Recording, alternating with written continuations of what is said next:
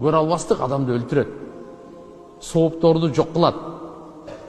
Көрө албастык.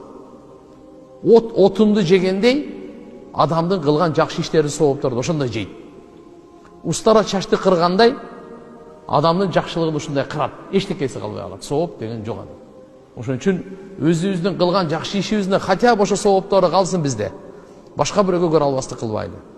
Саясатта болсун, содада болсун, динде болсун, кандай гана жактан болбосун. Сиздин тууганыңыз болобу, кошунаңыз болобу, досуңуз болобу, классташыңыз болобу, мекендешиңизби, ким гана болбосун. Бир жакшы ишти кылып атса, ошого сиз атаңа рахмат, Алла разы болсун деп кое бериң. Көрө албастык кылба. Өзүңүзгө да түшүндүрүңүз да. Сенин колуңан келбейт. Жөн отур да. Бирөө кылып аткандан кийин элге пайда болуп атабы? Эгер жаман иш кылса, анда айтсаң болот. Жаман иш кылып атса, анда айтса болот.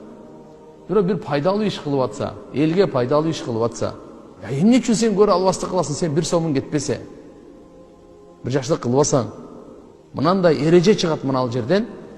Анан көрөк биз ошого сообуна шериктеш болойлу, ийгилигине шериктеш болойлу.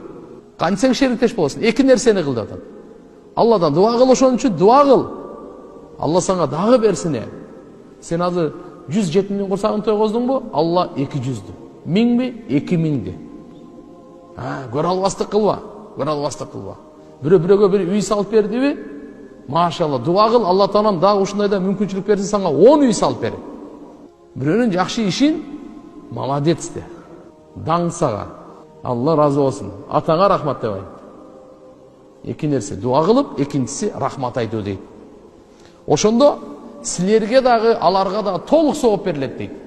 Ал канча сооп алып атса, сен эч нерсе кылбай эле дуа кылганың үчүн, рахмат айтканың үчүн Алла Таалам сага да ошончо сооп берет экен. Карачы.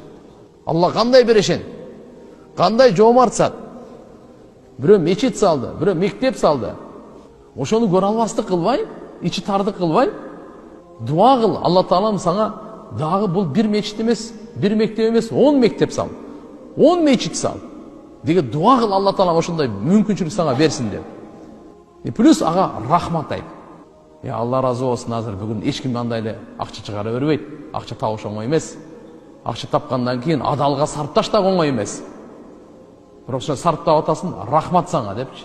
Ошондо Алла Таалам сага ошо мечит, мектепти салдырбай эле ошону салган соогун берет экен сага. Соода оңойбу? Жөн эле соопту кырсак болот экен любой жерде.